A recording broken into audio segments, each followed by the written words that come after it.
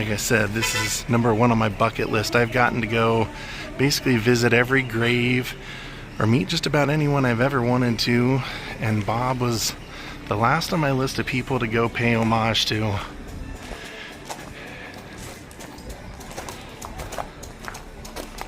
Well, good day, my friends. It's your old pal Jordan the Lion, and we are in Montego Bay, Jamaica. And the one thing I've always wanted to do in Jamaica is go visit Bob Marley. So we are doing that today. Daze with Jordan the Lion and you all. It begins right now.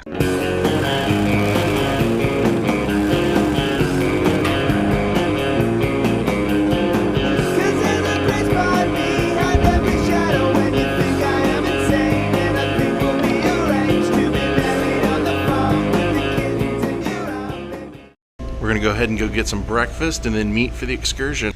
To me, not only Bob Marley was one of the greatest musicians and inventors in song, he also sang everything for God and about God and bringing people together, and I think that was just absolutely amazing.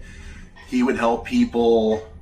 He would have lines out his door, people needing money, and they said he wouldn't just give them money for food that day. He would give them money for 3 months, 6 months to keep their family going. Not too much to choose from right now. I'll probably get some eggs and some sausage. I think our excursion is a 2.5-hour drive each way, so I'm gonna eat as much as I can now. I'm not sure when our breaks will be. We're almost there.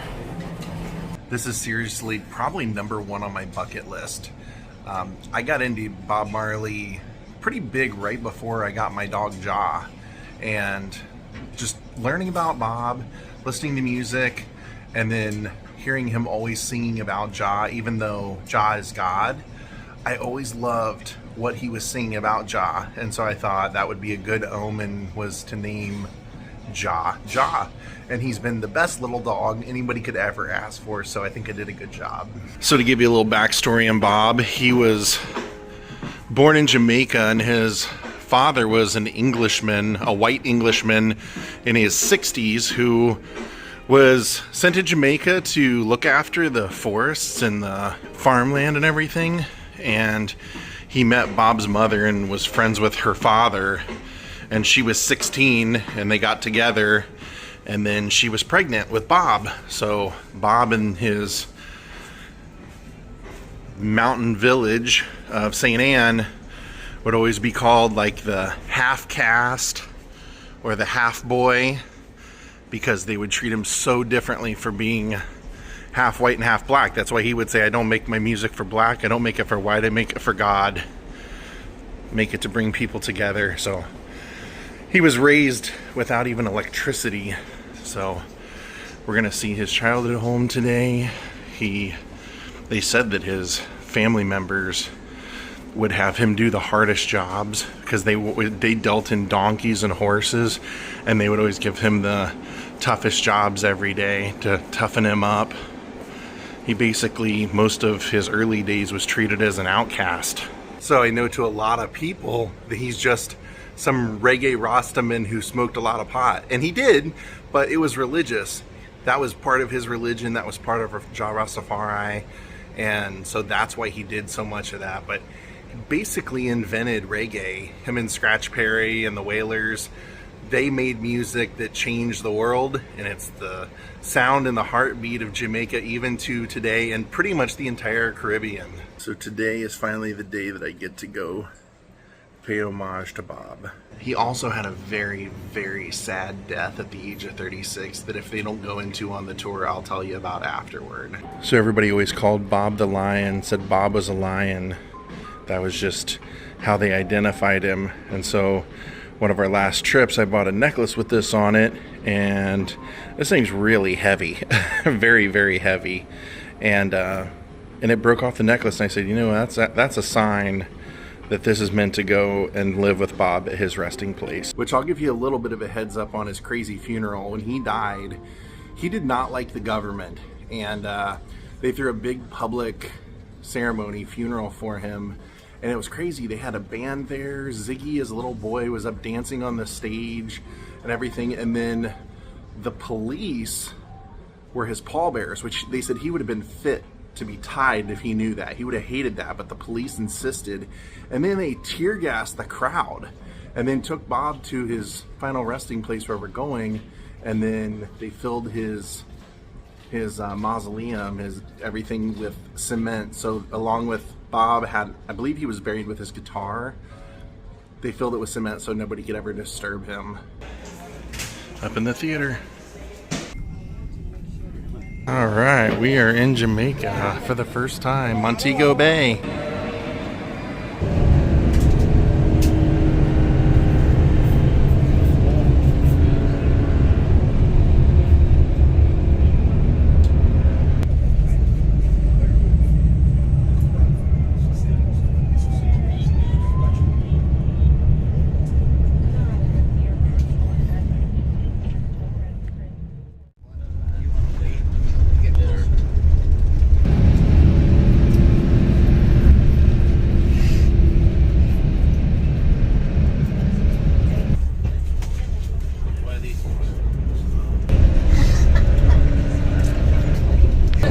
Just on Jimmy Cliff Boulevard. So you realize that we're driving on the left side of the road. Reason being, we were once colonized by the British. However, we gained our independence on August 6, 1962. But we kept most of the British ways. We kept driving on the left side, the court system, and also the school system. She said the road has a lot of curves and rocks in it. I want you guys to say, yeah, man. Yeah, man. All right. So from time to time, I'm going to ask you guys if you're okay. You guys going to say it? Yeah, man. All right. And I want you guys to say midday, man. Midday, man. Midday, man. Yeah, so it means I am here. So from time to time, you guys going to see different color license plates on the road.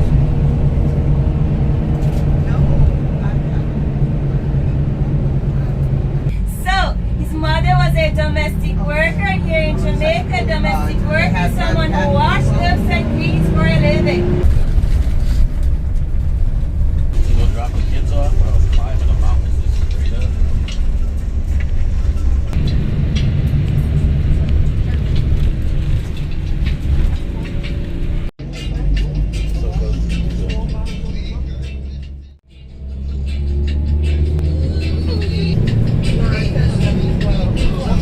Water bottles.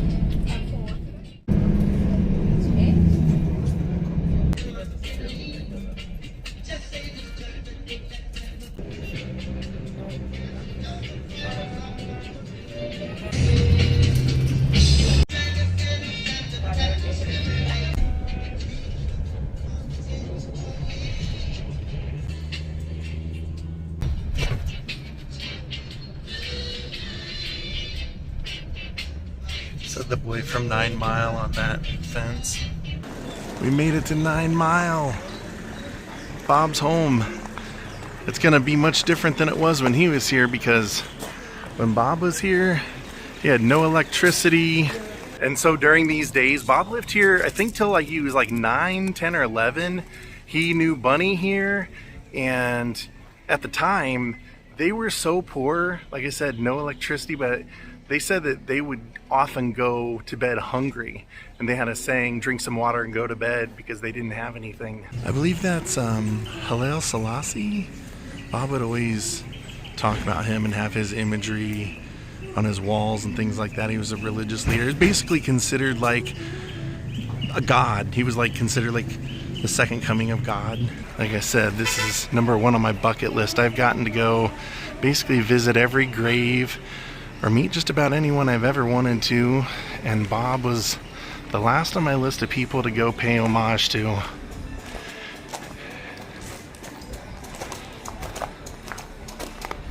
So they have a great gift shop just full of stuff, including herb, because it's customary to smoke when you go visit Bob. They have just everything Bob. Every shirt you can imagine. He loved soccer too. That was his big thing, so that's him in his soccer attire. There's his mom, Sadella.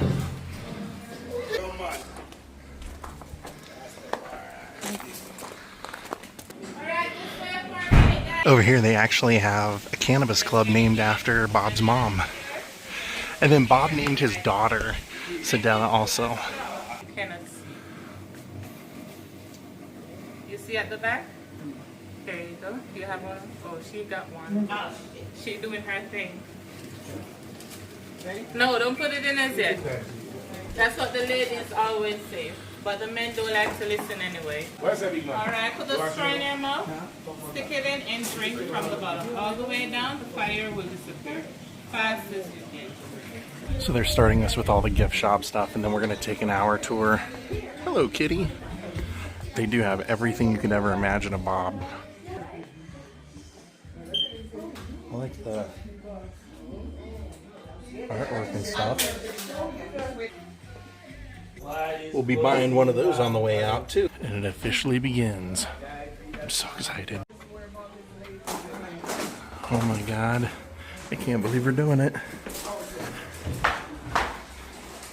Rastaman vibration.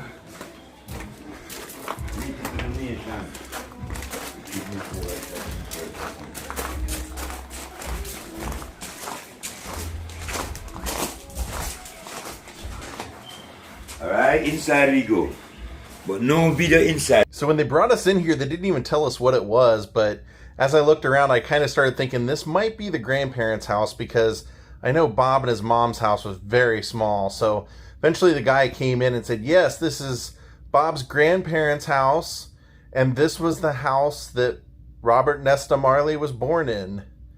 Him, his cousins, his mother, they all were born in this house. The grandparents lived here, you know, the whole time that they were living. And then when they, about a year before Bob and his mom moved to Kingston, they moved into this house. I love this artwork up above. How cool is that, Bob looking out that window? The neat thing about this house was everything inside is Bob's mom's. This doll case and everything, all the furniture, all this stuff. She lived in the house. She went and lived in Kingston, then she married a man in Delaware, but this was always her home in Jamaica. And so she lived here pretty much till she died, off and on when she was in Jamaica. That's Bob's dad. And she ended up deciding she wanted this house to be a museum for his fans that she considered family. So that's all pictures of the relatives, her parents. That's her doll collection that she had amassed. Gifts from fans. This is her bedroom. That was her desk. And the bed, of course. And I just love that all of the belongings were things that they had had in this house that Bob would recognize if he came back today. And it's cool that she decided to make it a museum for fans to come see. Now, the grandparents are buried on the property. And his aunts and uncles, they all played music, and they played music in this house. I love those walls. Look at the palm trees. And then that accent, I love that too. But yeah, they would play rumba boxes, they would play conga drums, banjos. So it was a musical house. Bob had a lot of music in his life from the time he was very young. And I love that fixture. It was fruit. So this ended up taking us into another room where you can see there was a piano, a nice recliner for her. And I loved, that leads into the kitchen. But what I loved was when I turned around and looked at the door, look at the lion that is etched into the door. That is so cool. I thought that was so great. And I'm sure Bob would have played that piano, touched those keys eventually. So then this leads us into the kitchen area.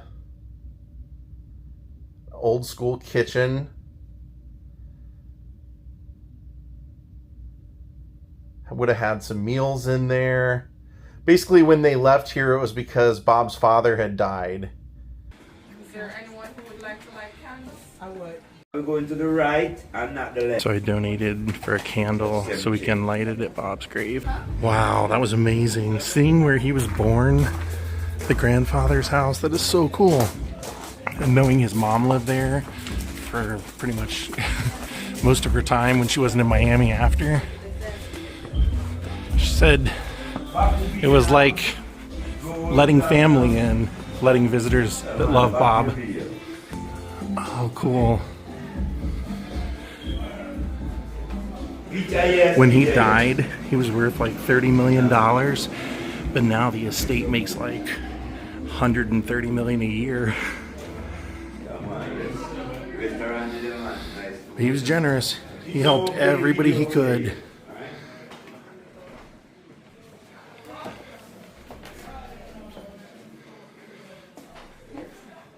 Cassette tapes. And there's his mother. Video. All right, yes. Yeah. Sorry we couldn't do video in the house. That's their rules. So happy to see it though. That is just so cool. They're gonna have like a restaurant here. And his son Rohan does like I think it's Blue Mountain coffee. And it's a special kind of coffee that's only able to be grown in Jamaica. It's supposed to be amazing. Look at that. The Whalers. So how I really became a fan was seeing the Old Grey Whistle Test and seeing them play Stir It Up. And I just thought Peter Tosh was so cool. But Bob looked really uncomfortable and stiff. And then I saw a concert on YouTube of him playing somewhere in California in 1978. And when you see him on stage, that's when you're like, oh wow, this guy is all in it. God, that is so cool. Look at the back of the house and the colorful image of him there. Stress-free. Look at the person beside you and say, put a smile on your face. Put a smile on your face. I need to say kiss, okay?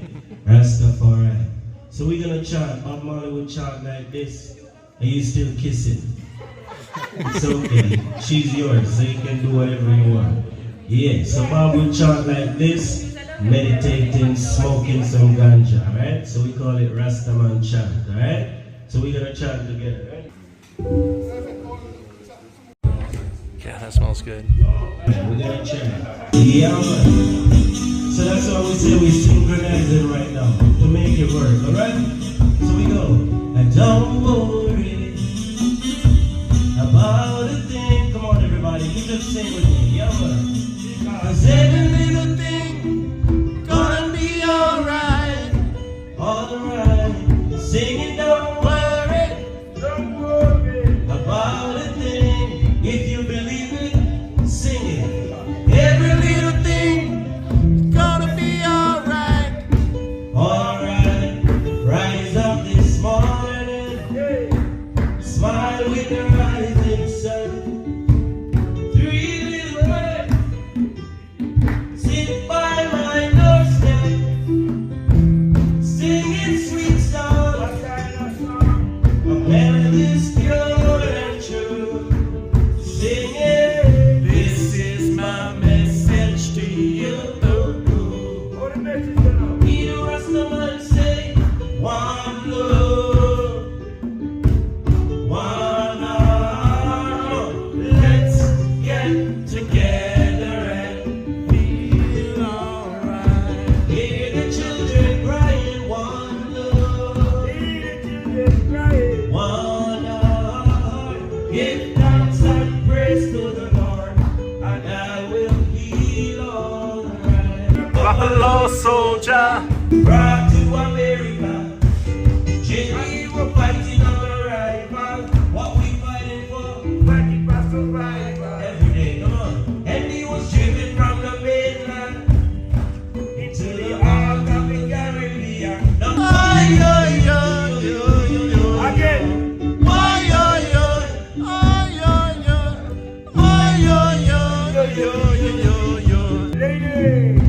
Chanting, no woman, no cry. We have to sing it with the lady. No woman, no cry. Jamaica. Did everybody come? They say yes and no. So one love We is don't say everyone yes love. and no. In English, we say them in patois. So for yes, we say mm-hmm. For no, we say mm-mm. All right, you guessed it. No filming, but I can photograph. So I was just elated to be walking up to Mount Zion where he's buried, where the family home was. I just kept looking at all the flowers and all the plants and everything around. I couldn't believe I was here. And it was so beautiful just to take it all in, thinking about him growing up here. And the guy showed us there was sugar cane growing on the property, all these beautiful flowers everywhere. But then he showed us that it was Jamaican tradition to be buried on your property. So Bob's grandparents are here, his aunts and uncles. His mother is not there. We'll see her up at Mount Zion with Bob, but that's the rest of his family. Just beautiful greens the whole walk up. Now, I wasn't sure. There were two mausoleums, one on the left and one on the right. I wasn't sure which one he was in, but we were told when we got up here that this one was his mother's, the one on the left, and that we all had to take our shoes off, and that's the only way we could go in any of the mausoleums. So that was his mother's mausoleum.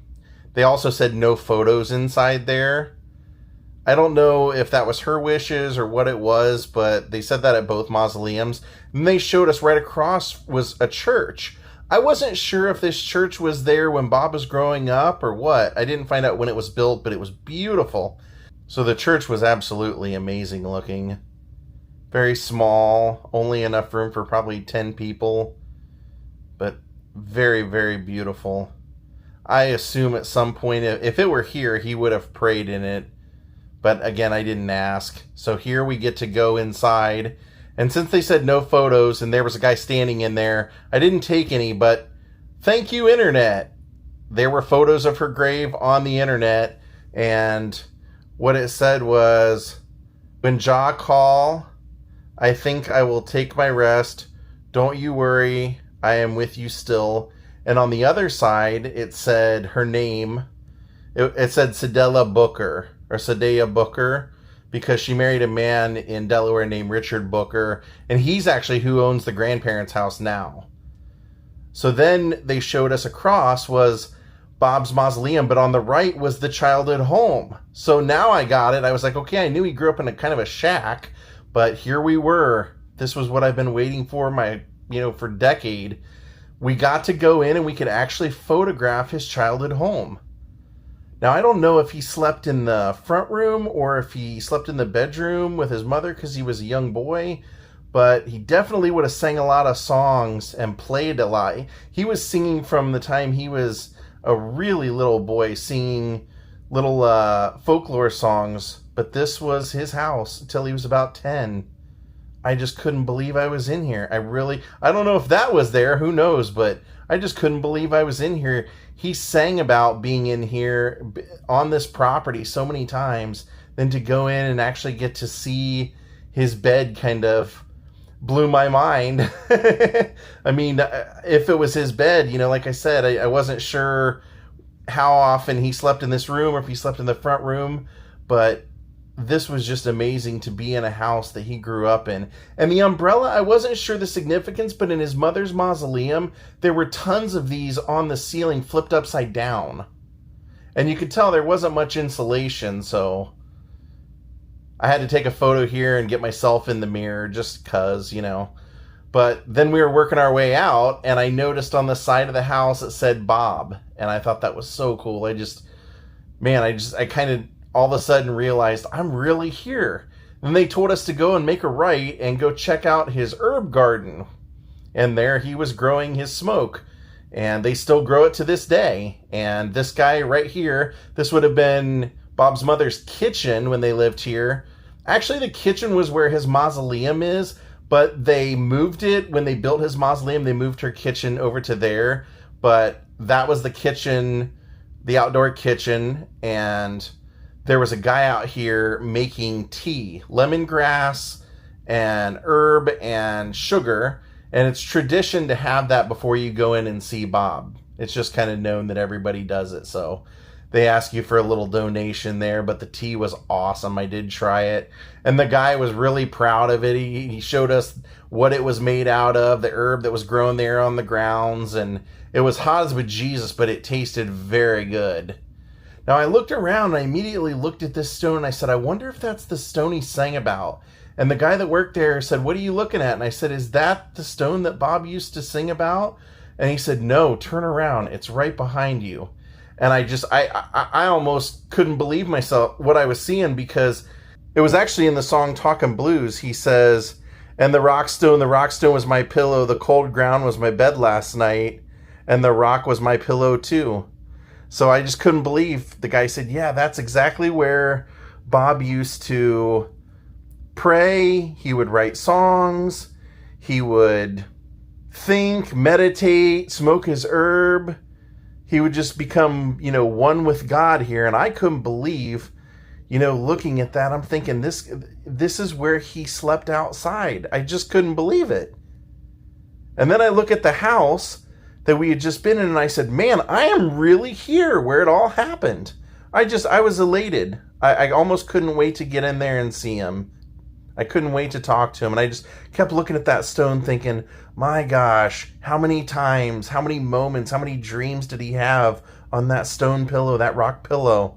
So then they told us, you can go in and visit Bob, light your candle, but you cannot take any photos. And there was a moment where there was nobody in there, and I probably could have, but I wanted to respect it. But once again, the internet is our friend.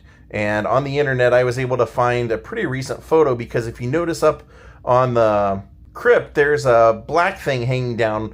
That was still there when I was there, and it said 80th birthday. And I believe he was born in 45, so that would have been in 25. So this photo is probably about a year old, if not less. But then if you read the caption up there, it says Robert Nesta Marley, and then it says his birth and death date, and then it says King of Reggae. And he actually died in 1981, right before I was born. So kind of sad, but it was so moving to be here, and I was able to leave the lion here and thank him for all the wonderful music and the inspiration and being a better person and helping people when I could, when people needed money and I was able to help. I did it because I remember him doing it, and it was just a moving experience to be here. But of course, all great things have to come to an end, and we did have to leave. So this was the path looking down where we had walked up to the Mount Zion, and we had to start working our way out. But I just turned around, looked at it again, said goodbye one more time, and then ran inside of his house again and took a photo inside the bedroom just in case I never make it back. And then looked at the ground right in front of the house and thought, how many times did a barefoot Bob Marley go running around, walking around, singing a song right here, praying right here?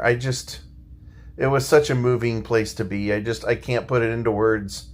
And I just had to take one more photo, getting both of them in the shot, and then started making my way back down the mountain, because nothing like this lasts forever. And we had a pretty funny guide, and it was a great experience. Yeah, unfortunately, you can't film in the actual mausoleum or his mom's, but you can take photos and everything, which I appreciate. So it was an amazingly awesome, moving experience for me. I definitely hope to get back here again someday. Katie couldn't come with me this trip, but she saw, we were just looking for cruises for me to do, and when we saw that Jamaica was on there, she was the first one to say, I know we wanted to do it together, but I really want you to go. You've wanted to see that for a long time. You see it first, and then we'll come back and see it together. So not many people's wives are that cool.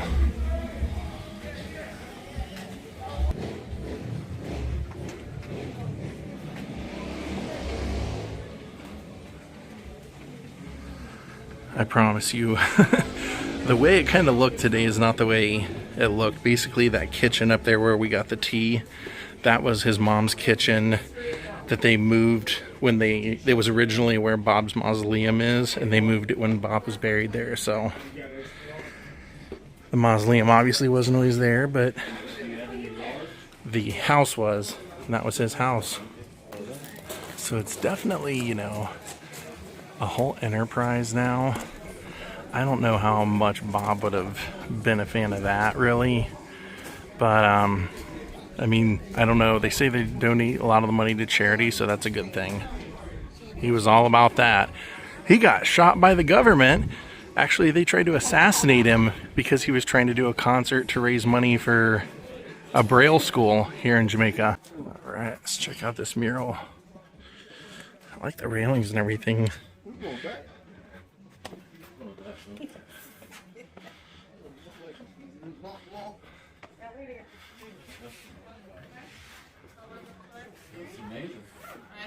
There's my Jaw license plate. On their menu today is curry goat, which we saw a ton of goat and fields on our drive up here, our 2-hour drive. It was definitely a very moving experience though, to get to walk through the house that he wrote music, the stone pillow he talked about right there, where he would read the Bible and wrote about in songs, and then to know that he's buried right there, literally like 5 steps away from where he would write those songs and read the Bible and just smoke his herb and talk to his friends and just everything, you know. It's just a very moving day for me.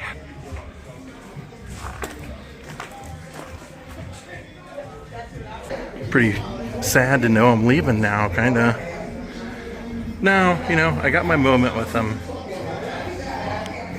Got to say some words, say a prayer.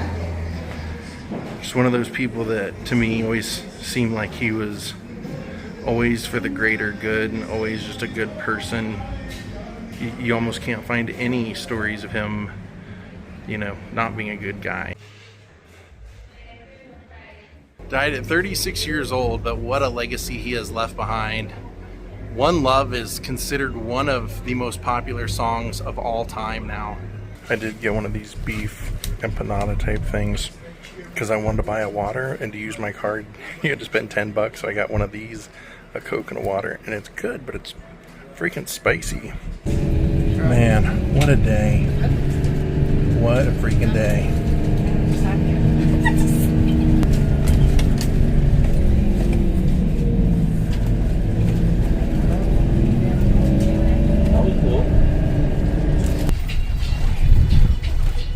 This is where Christopher Columbus landed in 1494. Puerto Seco Beach.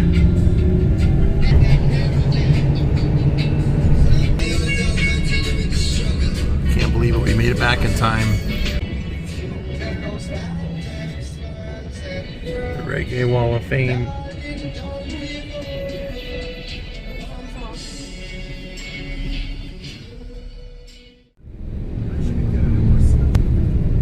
They told us on this ship pretty much everywhere you go in Montego Bay there's going to be someone playing music, and they're right. So we made it back with a half an hour to spare. I can't believe it. They've got a stilt walker. Look at that. So I mentioned at the beginning of the video that if they didn't go into how Bob died, I would. So as I understand it, he was out playing soccer. He played soccer every day. He loved it, and somebody stepped on his big toe with a cleat while he was playing, and it hurt him pretty bad. And he kept kind of complaining about the pain, but didn't do anything about it. And then finally, when the pain got too bad, he went to seek help, and it had got infected.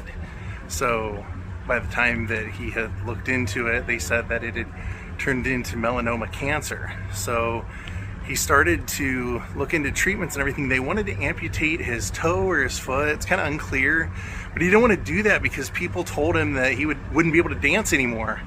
And he didn't want to remove a part of his body, so he let it go and then tried to treat it through cancer treatment and ended up doing chemo. His hair fell out, he wasted away, and then finally they said, there's nothing more we can do, you have a week left to live. And he still didn't give up.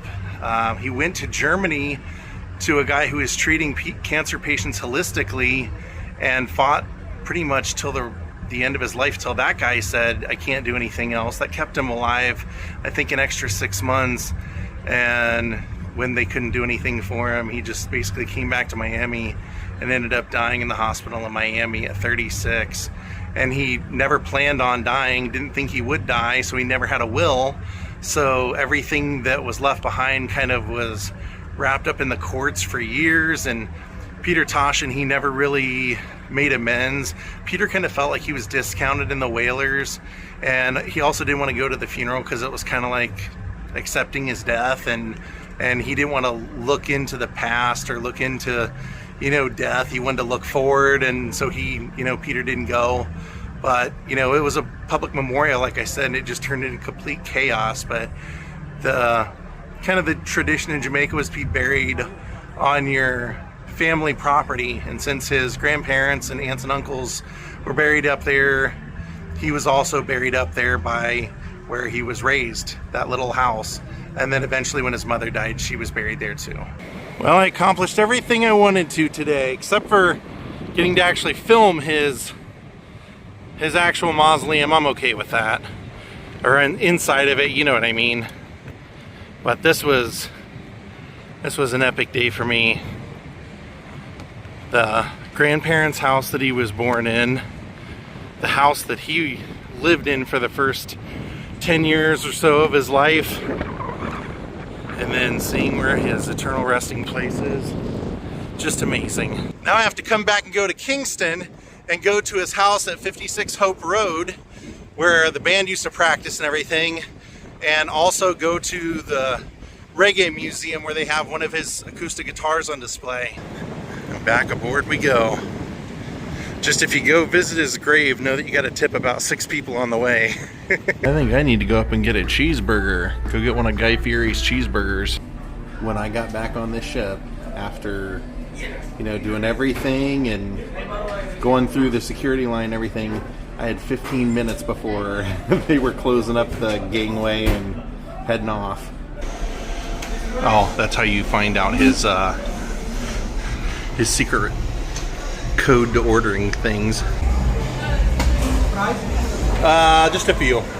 Thank you. They got tons of stuff you can add, of course. I didn't notice this last time, putting the chips on there. Their chili might be good. I went ahead and tried the chili on my fries. There's not much open right now once we got back on. Everything's kind of closed until dinner. Now it's ice cream time. You can definitely tell on this cruise ship that we're in Jamaica, because pretty much everybody is head to toe Jamaica clothing or Bob Marley clothing now. Oh, we got a new tally animal waiting for us. I love it. All right, so I realized I had mentioned about the government trying to basically assassinate Bob, and I figured, you know, I probably should go into that and not leave you guys hanging on that. Now, the best I can understand is that Bob had they had taken Bob to visit a Braille school, and he was so impressed that he decided he wanted to raise money for them by throwing a free concert. Well, because the school was a government school at the time, anything that they were gonna do, any kind of a concert like that, they would call it the Prime Minister's concert. Now, Bob did not like the government. He thought that the right wing was too fascist, and he thought that the left wing was too communist. Go figure. And so he did not support either side. But what happened was, when they decided to do this concert, the Prime Minister named it the Prime Minister's concert, which Bob was like, I don't care, I'll do anything to raise money for these kids. But then the Prime Minister called an early election, and Bob did not know he would do this. And basically what he was doing was he was trying to use the fact that Bob was doing this concert to make it look like Bob supported him and supported his side. And Bob came out and said, I don't support him, and I don't support either side. I'm not doing this for either of them. I'm doing it for the children.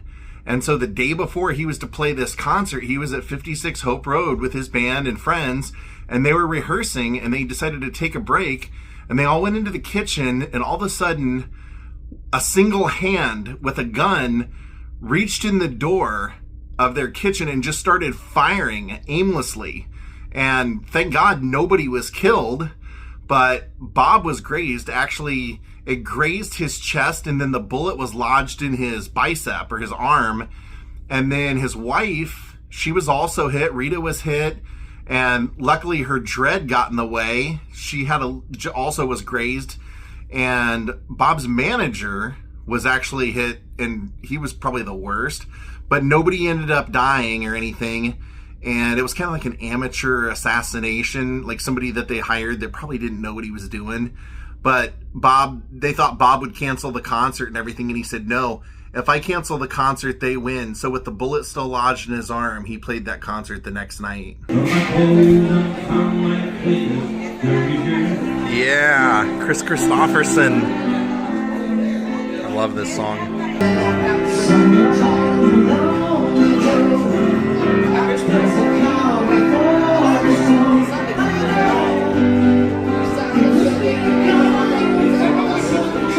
CCR.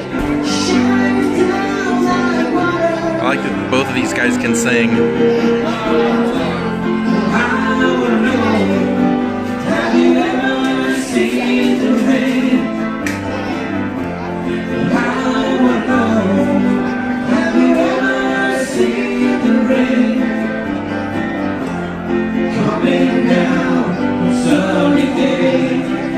What the heck? What did I enter here? On that note, it's dinner time. Guess we're at 181 again. We ate there the other day. The menu looks awesome tonight, so I had to come try it. Looks so good, it's hard to decide. I mean, they have linguine and clams, stuffed mushrooms, shrimp cocktail again, Caesar salad, all that stuff. But I was really interested in Emerald's choice here, the ceviche or the fried Mississippi catfish. It all looks good. Did you have chicken parmigiana, which also sounds good? I mean, everything really kind of sounds good, but that catfish had my number as soon as I saw it. All right, our roll is here. Man, I had a great day. I had such an awesome day. I just can't say enough. I wouldn't want to live there, I'll be honest. Driving around as much as we did and seeing as much as we did, I don't think that would be a fun day-to-day place to live for me, but I'm sure the people that live there find things to do and everything. It just, I think it was a culture shock for me, to be honest. There's the linguine. Linguine with clams, the appetizer portion. That's perfect size. Anything more than that, I think I wouldn't be able to eat my dinner. So other than stand-up comedy tonight, there's the main entertainment in the theater is the Family Feud game show.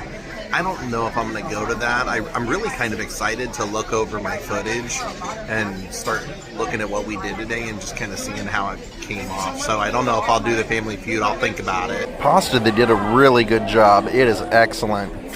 Maybe I should have got that as my full meal. That was perfect. So I will tell you something crazy that happened at his grave. This was just like, you know, an anomaly, totally. But basically what you do is you walk in, you have your time with Bob, light your candle, and then you walk all the way around his crypt inside, and then you're basically supposed to leave. When we walked all the way around, I ended up staying just so I could, you know, kind of stare at it for a little bit. I took maybe 2 minutes. There was a guy next to me, and he decided to leave. And his first step, there were about 5 steps to go up into the mausoleum. The first step, he missed and hit his back and slid all the way down. And we were like, oh my gosh, man, you all right? And he goes, God, I can't believe I just ate it right in front of Bob. I said, literally right in front of Bob. Like, he could definitely see that. I said, you know, the crazy thing, man, I says, this is #1 on my bucket list. That was supposed to happen to me. I was supposed to be the one that saw the #1 thing on my list and then had an accident right after. But he was okay, luckily. You know, like I said to him, I was like, thank God your trip to visit Bob Marley didn't end in something catastrophic or you having to sue someone. Perfect timing. As soon as I finished up the pasta, there's my ceviche. I can't wait to try that. That's a favorite of Katie and I both. We love the ceviche. Gosh, it does look good, doesn't it? Ooh. The first bite I wasn't sure, and I think it was because I wasn't sure what this little cracker thing they gave me has a different consistency than it's definitely not a tortilla chip type thing, so that was a little different. Once I got used to that, the ceviche itself is amazing. It's really good. You know, for all the warnings that I did have about taking a Carnival cruise, the one thing people didn't really ever mention was whether the food was going to be any good. So I just kind of assumed it probably wouldn't be, but it actually is pretty good. I've been pretty amazed. Other than that beef Wellington, I think it's been pretty good, you know, overall. But now our main course is here. The catfish and mac and cheese. All right, Emerald, that mac and cheese is fantastic. Off the charts fantastic, actually. So dessert tonight, orange sherbet. I haven't had that in a while, but boy did that sound good when I saw it on. Kenny! So to turn a stare out the window of the darkness, the bottom over the clothes. He began to speak. Said if you're gonna play the game, boy, you're gonna learn to play it right. You got to Know when to hold 'em, know when to fold 'em, walk away, when to walk away, know when to run. you never count your money when you're sitting at the table. There'll be time enough to count and you sing. When the dealing's done.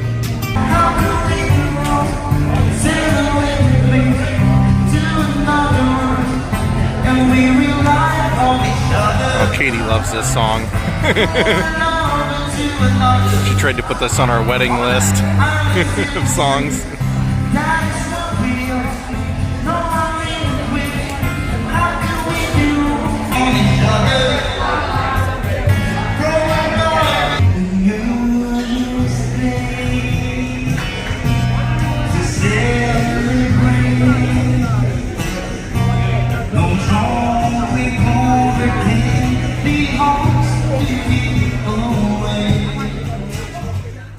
Well, my friends, we're gonna call it a day. This was such an epic day for me. I hope you guys, if you're not a Bob Marley fan, I hope that you'll maybe go listen to his music, maybe watch a documentary.